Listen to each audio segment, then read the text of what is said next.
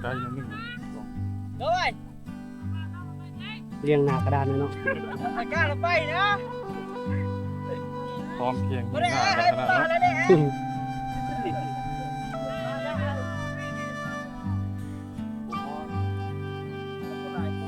ก็ยางเป็นแถวเลยท่านผู้ชมเพราะว่าคุมมันหลายเด้กันยางไปยางมาก็ยันบัวจือคุม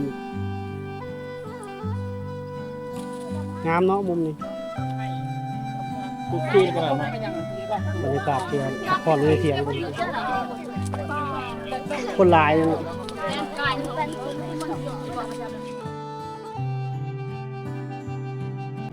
สบายดีท่านผู้ชมยินดีต้อนรับเข้าสู่2 บาทจอยพาเที่ยววันนี้ก็ยังอยู่ในบ้านมักเฟืองหลังจากเมื่อวานนี้เขาเดินทางมาขี่เรือมา4 ชั่วโมงหรือว่า5 ชั่วโมงทำสมนหลังจากฮอดแล้วเขาก็ขึ้นมาฟังเลยกินข้าวเปียกค่ำคืนเขาก็ไปยามน้องๆเพิ่นในหมู่บ้านท่านผู้ชมมื้อเช้านี้ว่าสิออกไปเก็บผักตั้งแต่เช้าแต่ว่าฝนตกตอนเช้าก็เลยบ่ได้ภาพบรรยากาศตอนเช้าๆที่ว่าเพิ่นตื่นมานะท่านผู้ชมตอนนี้นะเฮาว่าสิไปนั่นอีกท่านผู้ชมหลังจากฝนตกแดดออกอีกแล้วบ้านนี้ว่าสิไปเบิ่งกันชาวบ้านเพิ่นปลูกข้าวให้ซักข้าวให้ท่านผู้ชมเนาะทางบ้านมักเฟืองเนาะเป็นชนเผ่ามะกองเลยท่านผู้ชมเนาะมะกองมีโซ่มีหยังเพิ่นว่าภาษาเว้านี่บ่คือกันได้กับภาษาบรูทางเขตเมืองเซโปนสวรรณเขตเฮาเนาะจะเว้าว่ากินข้าวกะจาวาทางเฮาว่าจาโดยเนาะทางนี้ว่าจาวาคันว่าไปไสกับเปิ้เมาะเฮานี่เปาะจุแลได้เฮาเปาะจุแลได้บ่ได้คือกันเลยท่านผู้ชมเนาะเฮาพูดจะจาวา นี่คือกินข้าวกินน้ำเด้อเฮ้ยเพิ่นบอกได้กินน้ำเนาะทางทีมงานเขาผมเคยมาก่อนเถอะนี่บรรยากาศในหมู่บ้านเอาท่านผู้ชมตอนนี้ก็ย่างมาฮอดเที่ยงให้เพิ่นแล้วท่านผู้ชมพุ่นทั้งพุ่นก็กำลังซักเอาให้เฮาย่างมาก็จนเมื่อยท่านผู้ชมไกลเติบเนาะนี่มาฮอดเที่ยงให้เพิ่นแล้วคักเลยท่านผู้ชมบรรยากาศอยู่ไร่อยู่สวนอยู่ไร่อยู่นานี่อยู่กลางภูกลางผาเลยแหละวันนี้ทีมงานของเฮาบุกฮอดไร่เพิ่นโอ้ย่างจนขาลอยท่านผู้ชมเดี๋ยวย่างอ้อมๆเถียงเพิ่นก่อนใบคอได้ท่านผู้ชมเนาะเขตเมืองนากายนี่แขวงขมวนนี่ใส่ใบคอมามุงเถียงให้ครับเนาะเขตสวรรณเขตเมืองเซโปนเฮานี่บ่มีแล้วคันสิมีก็น้อยท่านผู้ชมนี่คือใบคอโอ้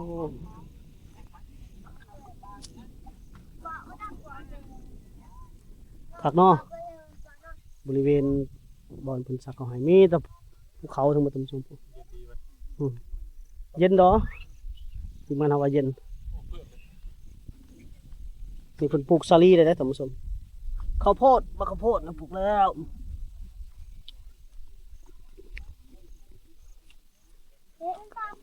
ร้านน้อยเพิ่นสัญญาณมีเนาะอยู่นี่เนาะอ๋อเดินท่านผู้ชมนี่เย็นคักขนาดเข้ามาเนี่ย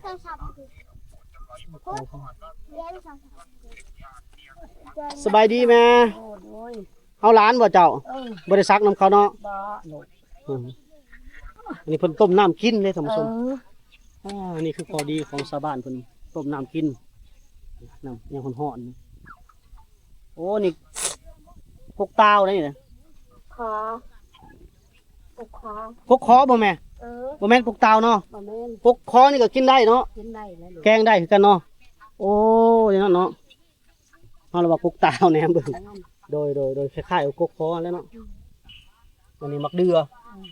ยังคือใหญ่แท้เนาะมีแล้วเป็นไงอยู่ เพิ่นมักเดือยังนี่แม่ เลือกผู้น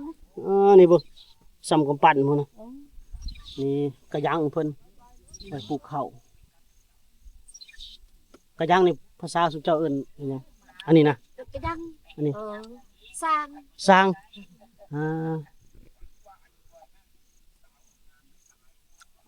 คนมาปลูกข้าวนี่เอาแห้งกันบ่เอาแห้งกันเนาะอันนี้ให้ของผู้ใดแม่ให้ของผู้แม่นี่แหละของเจ้าบ่นี่ กว้างสำเร็จนี่กว้างครับแม่นบ่หมดสุดสายตานี่บ่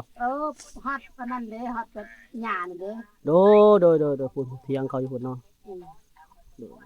ปลูกสลีพร้อม สลี ปลูกสลีปลูกข้าวพร้อมปลูกมะเพชรพร้อมแม่นบ่ แม่น มะแตงก็ปลูกบ่แม่ ลูกมีแล้วบักมันบ่มีเม็ดมัน โอ้บ่มีเม็ดมันเนาะ บ่ละตะกี้แล้วมีเลยปลูกแล้ว โดยแม่ปลูกกว้างสำนี้นี่ ปีหนึงนี่ได้จักซอบเขานี่กะว่าสำ มั นั้น นเป็นบ่ลูกได้20-30 สอบ สำนั้นบ่ มันบ่เป็นดินนั่นบ่ลูก อ๋อตัวเพิ่นจะได้เฮกตาร์หนึงบ่ได้ทำ พุ่นเด้หัวมันก็ฮัดปลาพุ่นแล้วนี่ ได้แล้วเฮกตาร์หนึงเนาะ บ่ฮู้ลูกก็บ่แม่บ่ฮู้เฮกตาร์สำ ลูก นัก กะประมาณ เบิ่ ใส่ งนะลูกเบิ่งนะพุ่นเด้ โดยกว้างได้แต่ว่าบ่เป็นข้าวเนาะ บ่เป็นเขาดินมันบ่เป็นเขา โดยอืม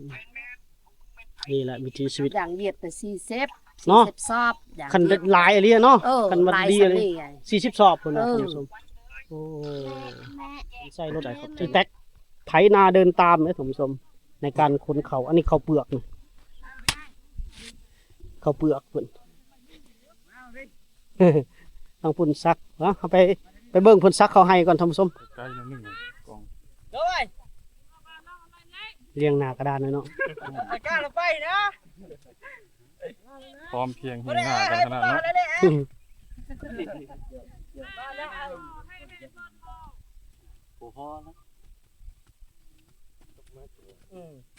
บ้านะคุณน้ำตั้งยากคุณง่ายตั้งยากเลยนี่เนาะ ปูซักตั้งหากปูน้ำตั้งหาก ซักไปให้ก่อนเลยไปเอาตังค์ฟังอะไรก่อน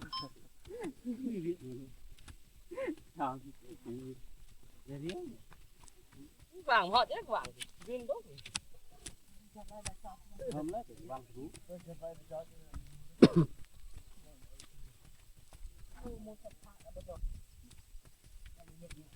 ซักเป็นแถวเรียนเป็นหน้ากระดานกันไปเลยเนาะผู้ให้ก็ให้เรียนเป็นแถวกัน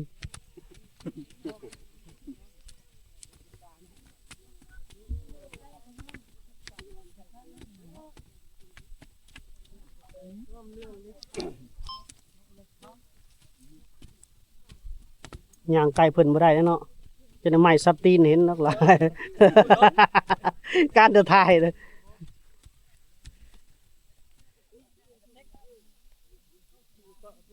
พวกพร้อมจะสมัยอะไรมันถ่ายรูปไว้ ผู้หญิงนี่แมันผู้ป้อนเข่าลงนี่สมสม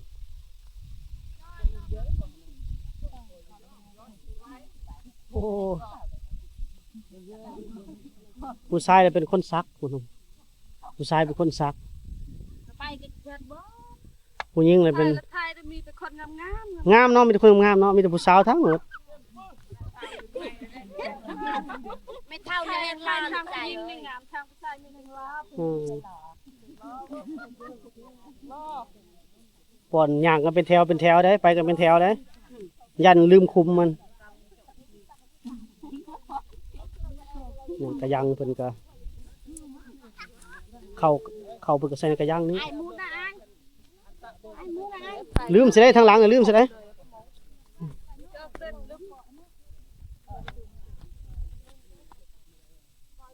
โอ้ประมาณได้อยู่20หรือ30คนท่านผู้ชม นับคนเลยนะ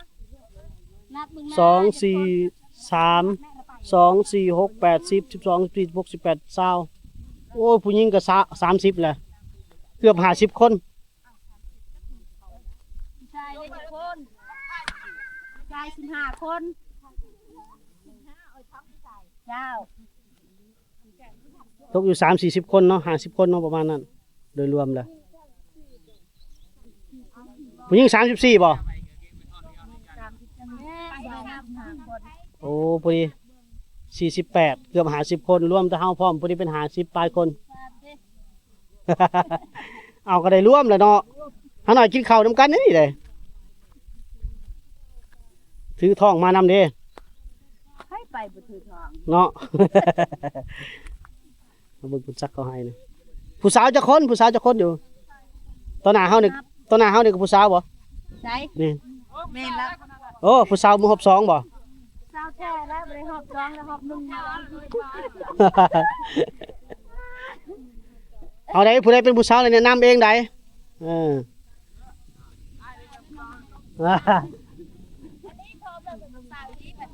สาวมืดสาวลูกเด็ด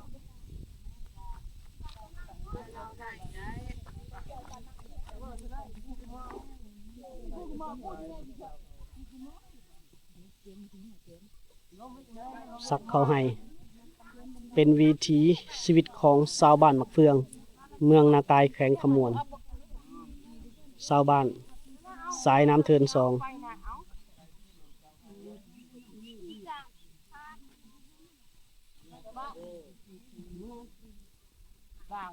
ชาวบ้านประมาณเกือบ50 คนมาสอยกันนี่คือการเอาแหงสักเขาให้ปลูกเขาให้ เอาแบบเลยจ้ะเท้า อะไรมาถ่ายรูปไปได้เจ้าแล้วเจ้าพลังได้ ต้นมะเพชรก็ปลูกแล้วต้นสมต้นมะข้าวโพดต้นมะแตงเอา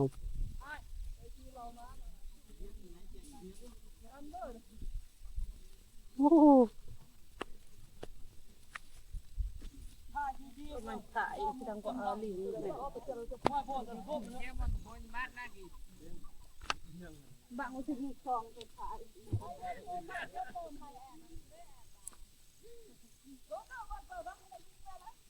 เป็นบทสักไห้สักน้ำนะน้ำลองดูไอ้จ้อย ยังบ่ได้เคยซักเขาให้จักเถื่อเด้ ลองสัก คันดำนานี่ได้อยู่ดำนาน่ะ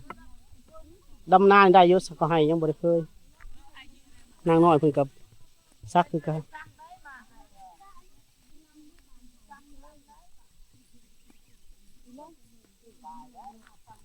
นางน้อยเพิ่นก็นางน้อยเพิ่นก็ยังเพิ่นก็น้อยๆเนาะเขาเอิ้นก็ยังคือกันบ่อ่า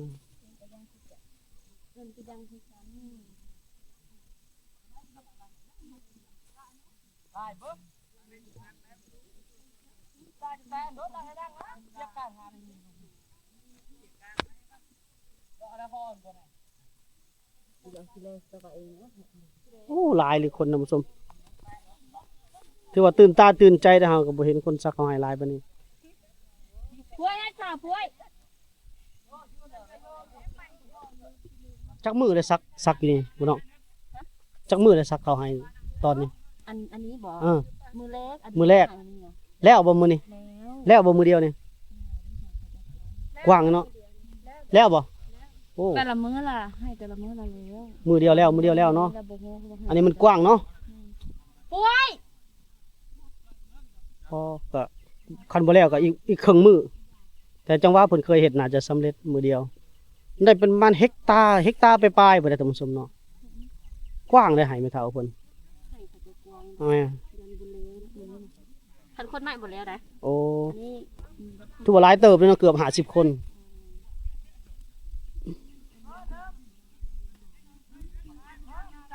อันนี้หน่อยเด้ น้อยบ่เนี่ย นี่หลังมือเท่าแบบมันหลายใจดี ต้องมือให้หลายกว่านี้เนาะบัดทีนี้เจ้าก็ไปส่งแห้งเขาเจ้าเลยเนาะเอาแห้งเขาแล้วก็เขาก็ไปส่งแห้งของเจ้าซับกันไปซับกันมาเฮาใส่จักเม็ดใส่คูหนึง โบโหกับนดแล้วมันกับนดเท่านี้แหละประมาณ ประมาณ 10 เม็ด อืม 10 เม็ดนะฮอตใช่ กินแต่แบบกะเอาเนาะ ก็เอาที่แบบงานนั่นแหละโอ้มึง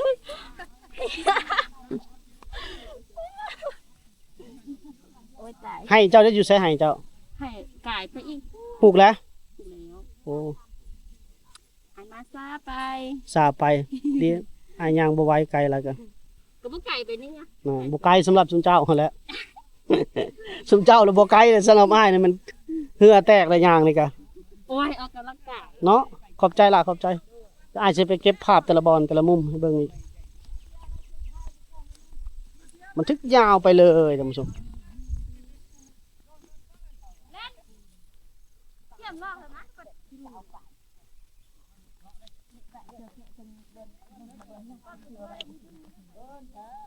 ผู้ชายเนี่ยเป็นคนซักคุมผู้หญิงเป็นคนปอน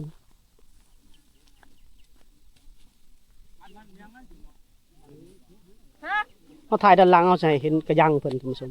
กระยังของแต่ละคนก็มีลีลามีลายแตกต่างกันเด้นี่กระยังของผู้นี้ก็หน่อยหนึงอีกกระยังเพิ่นอีก ยังตัวนี้ละมีคำนะ อ่า จานอ่ะ จากได้เมื่อจากอันเนี่ยเนาะเอาเมื่อไว้อยู่เฮือนเอาสะสมของแต่ละแขวงแต่ละชนเผ่าเอาไว้ให้ลูกหลานเบิ่งภายภาคหน้า น้องกันผู้ใดว่างก็มาช่วยกันนะทีมันเนาะ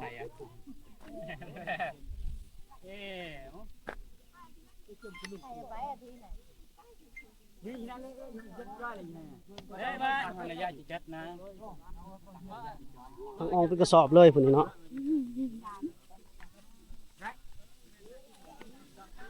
ก็ให้คนอื่นก็อยู่ใกล้ๆนี่แหละท่านผู้ชม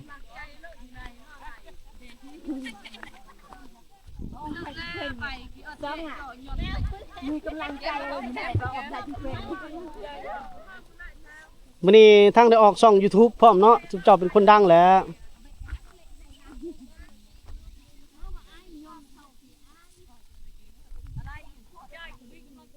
นางหล่าคือนุ่งส่งขาดเข่าขาดขาขาดแต่เจ้าบ่ย่านแดดเผาบ่แดดให้มันสิเผาน่ะแดดมันเผาขาเจ้าหันมันสิแหละเจ้าต้องนุ่งแบบหนาๆหั่นนะเฮียนอยู่ห้องไหนล่ะเจ้านะเฮียนอยู่ห้องไหนล่ะ มสอง มสองซื้อไหนก็ซื้อเจ้านะ ซื้อจัน ซื้อจันโอ้ใช้สบายดี FC นะดูมาสบายดี FC นะ สบายดี ยกมือนบแล้วบ่สบายดี สบายดี น้องจันบ้านมักเฟืองเราภูเขามสองแหละได้ขึ้นบ่ปีนี้เซ็งได้ขึ้นบ่ล่ะขึ้นเนาะมสามปีหน้าเนาะ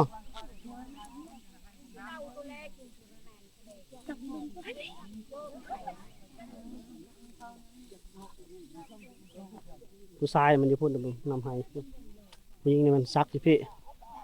ไอปอนยอดอยู่พี่ ลูกหละบุมีนา น้อง ใช่ลายซ้ำได้ละลองมึงดูกำใช้มือลองมึงดูซ้ำนี้นี่จักคุมนี่ประมาณ ประมาณ5-6นี่แหละ โอ้กำมือหนึ่งประมาณ อันนี้น้องนี่ก็น้องเทพธิดาบ่น้องสุรินดา สุรินทร์ สุรินดาน้องลินดา ธิดา แม่นสุดชิดา สบายดี FC ก่อนล่ะยังคันได้สบายดี FC ได้อเจ้ายอดก่อนสบายดี FC ก่อน สบายดี น้องลินดาเนาะมื้อนี้พามาซักเขาให้เนาะอือ เขาให้มาแต่เช้าเพิ่นว่า หายกันมาดิ คือบ่มาแต่เช้าคือมาสวยแท้บ่ได้เด้อจ้ะ ฝนตกมื้อเช้า ฝนตก ตกเลยสารสาวพันยาอีก เช้าปัญญากอีกเนาะ นอนจะคุมปะ ฮะ ใช่ให้ได้มั้ย ใส่ ซั จะ ก คุมปะ เปิดเลยบ่เปิดก็ได้เปิดได้ไหม บ่เปิดแล้วเอาเลยนะ เอาท่านผู้ชมเอาสิลองเบิ่งใส่ละหูมันน่ะ บ่เห็นรถฮู้บาดแห้งนักอีก โคตรแล้วลุงหล่าเลย บ่เห็นหูโอ้ย คักหน้าหูตะแหลกหา มึงไหนแทงพิษหูเลยเฮ้ยให้พิษหูเลย โอ้ยบ่ถึงรถคุม แล้ว โอ้ยแล้วเป็ดเคยมาเฟืองบ่ได้เดี๋ยวนี้แล้ว ตอนนั้นเราโสดกำหนึ่งได้ เป็นน้ำกาเป็นอย่างอื่นกับพ่อโจ้ ได้แล้วเดี๋ยว บ้านเอาเลยเอาในบ้าน อันนี้ว่านเข้าให้เลย บ้านเขาให้แล้ว โอ้แล้วเนาะเป็นเคยบ่ได้เลยเนาะ ได้เนาะ ได้ แต่ว่า ได้ น้องลินดาให้โอกาสอ้ายหน่อยเด้อให้โอกาสอ้ายนี่ให้โอกาสหน่อย ขนมมาอยู่เลย เพราะว่าคนเฮามันเฮ็ดหยังก็บ่เป็นครั้งแรกดอก ลองมึงนม เอาลองโอ้สิเป็นอยากลองเถอะเนาะ อยากลองขนาดนะฮูอยู่วันนี้นี่ มันเป็นอะไรใจคือว่าจะนำให้ เอาเบื้องซ้ายหรือเบื้องขวา ขอได้บ้านเฮาเคยเฮ็ดแต่น้า ใส่ เด้ เข้าเบื้องซ้าย แล้วแต่ถนัดแล้วแต่ อ๋อ จะค่อยไปดำ เป็นอันนี้ซะ เป็นบางเทื่อ จักเม็ดปกติ บุ้งเม็ดมีแต่แบบกำนั่นเลย จำซอกบ่เคยเฮ็ดนา ส บ่ อง เคยเนาะ สี่ โอ้บ่ได้กินจักเทื่อแล้วสมื้อนี้ หกแปด10 เม็ดคุมละ10 เม็ดเด้อคุมละ10 เม็ดเด้อนี่ เอามืออยู่ซ้ายบัดนี้ คือว่าดำมาค่อยฮอด นี่ โอ้ เฮ็ดอันนี้วิธีมันเด้อ โอ้ยบ่ได้กินจักเทื่อแล้วมื้อนี้ มีหน้า นี่เอาซ้ำนี้นี่พี่น้องนี่ให้ลงไปมันจังบ่เฮีย ซอยกันเนาะ นี่ประมาณนี้ได้มันบ่ ได้ บ่ทันได้เห็นซ้ำใดก็ละ น้องลินดาบอกสุนี้เถอะ ใส่ตัวใดอีก นี่ ตัวนี้เนาะโอ้เฮ็ดได้สิเห็นอันนี้นี่ อืม เอาเห็นอันนี้โอ้ของค่อยบ่มีเหี้ยเด้อสิบอกให้ สองนิ้วเป็น อ่านี่บ่มีเหี้ยพี่น้อง บ่มีอ่ะ บ่ มี มีเหี้ยนี่เห็นบ่ ใส่แล้วเห็นแบบนี้มึง เอาแล้วโอ้เห็นไหมดู คัน กิน คันสันเจ้าให้ไอ้สิทั้งนะ เอ้า บ่ไอ้ให้น้องสิถังเอาเลย ไอ้สิทั้ง บ่ ให้น้องให้ ให้ โอ้เฮาเพิ่นถนัดทั้งให้นี่บ่ปานใดยังว่า เฮียอึกกระทึกกันเนาะเฮียไปเฮียมาเนี่ย โอ้ไอ้ถนัดทั้งนะไอ้ว่าละ เอาบ่ถนัดป้อนเนาะ บ่ถนัดปอดนี่ทั้งอย่างเดียวโอ้ให้น้องเพิ่นเฮ็ดซะ เอา เนาะ ไป เจ็บ บ่ เอ คื ว อแล้วบ่คือแล้ว ซ้ำนี้ก็เจ็บเอวแล้วได้ เบิ่งเราหยอดแล้วเนาะ ปั๊บมันต้องความสิ้นเคยเท่านั้น คันอายมาอยู่น้ำน้องลินดากับมิตรน้องลินดานี่แหละเลี้ยงให้ โอ้ตายแล้วถ้าสิเอามาอย่างผัวเนาะสมมุติว่าเอามาแล้วมีแต่เมียเนี่ย บ่แนวนักๆพุ่นเฮาอาสาเฮ็ด แนวใดอันนั้นนะเจ้าหาโอ้หลายคนเฮ็ดนะ โอ้ยางเป็นแถวเลยท่านผู้ชมเพราะว่าคุมมันหลายเด้คันยางภายยางมันก็จะบ่จือคุมอีกงามเนาะมุมนี้ เนาะจำให้อันนี้ผมจำหน้าไว้กูจำหน้า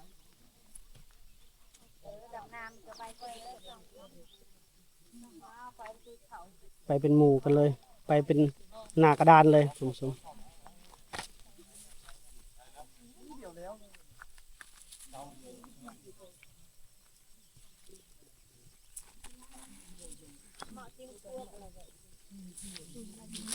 นางหลาเพิ่นเก่งกว่านางน้อยเนาะน้อยๆเพิ่นยังซอยเวียกแม่เพิ่น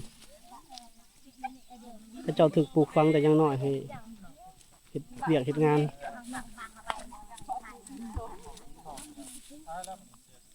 ไปเป็นหนาเด้ แล้วนี่เขาเจ้าก็พักตรงนี้ท่านผู้ชมเอาดีๆได้น้องลินดาเลย นั่นแหละนอนดึกลมบ่าวโพดเมื่อคืนนี่ นอนแต่9 โมง นั่นเด้ วงแล้วบาดนี้ข่าวงล้อมข่าวงล้อม ปู่นี่แหละประชาชนไม่ผู้มีกำลังใจนะคันผู้บ่าวมา นั่นมันอันนั้นรถใด ใครแน่เนาะปู่อันนี้ก็ผู้ใดผู้ไม่ผัวนั่นแหละก็มีกำลังใจ ใครเนี่ยแต่มีผู้โสดมาเนาะมีแต่ผู้โสดมาเนี่ย นี่แหละผู้โสดคนหนึงนี่แหละ โสดแท้กันก็บ่เมื่อยเลยมันนี่ก็ลอยไปนะ อ้าวถือว่า ได้เตียงแล้ว ดำมืดแล้วก็ไปปลูกไอ้พักผ่อนกินน้ำได้เนาะน้องลินดาเนาะฮ้อนเนาะ บ่ได้ฮ้อนเลย เหงื่อแตกเลย สู้ๆให้กำลังใจหายพักกินน้ำอยู่กระท่อม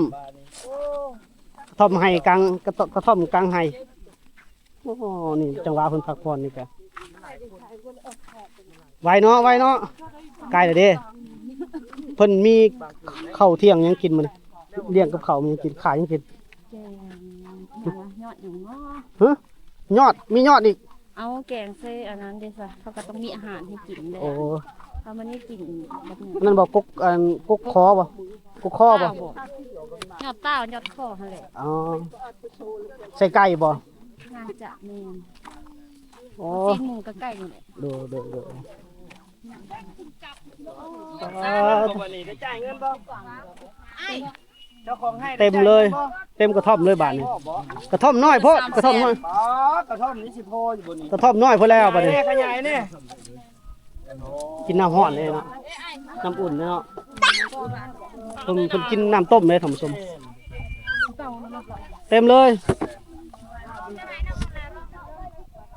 เต็มกระท่อมคักปานนั้น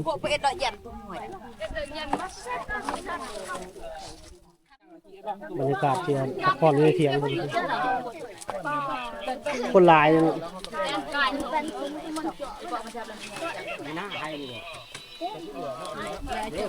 พักผ่อนอีกงวดหนึ่งก่อน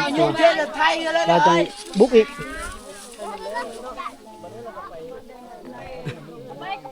เอาคือไปดังไฟอยู่นอกไปดังไฟอยู่นอกพุ่นนะ นางน้อยเมื่อยบ่นางน้อย อะไรเบิร์นมองสตอก เมื่อยบ่ ปบกล่องเลย คนหลายเนาะเสียงก็อึกทึกนิดนึง เอาไปบ่ล่ะ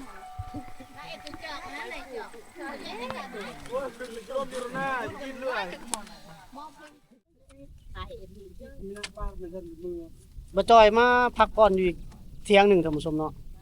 เที่ยงนั้นคนหลายนั่งกันบ่หมดอยู่กันหมดเพิ่นก็บ่จอยก็มาอยู่นี่เที่ยงนี้คนบ่หลายเพิ่นก็ย้ายออกไปเด้อโอ้เย็นเด้ท่านผู้ชมมีแฮงโอ้มีแฮงเด้เย็นเด้จอยเด้อมีแฮงยาวเลย ไม่สูบยาตกกระแดงแห้งนี่แห้งเลย เที่ยงเท่านี้มีแต่เอาไปคอหมดมะมุงผ่อนก่อนฉะนั้นเพิ่นก็ลงไปซักเขาให้ต่ออีกเพิ่นก็พักผ่อนซักอีบัดนี้มันกินข้าวเที่ยงเลยขึ้นมามื้อนี้ให้ตัวนี้เพิ่นปลูกแล้วทำสมปลูกเขาวแล้ว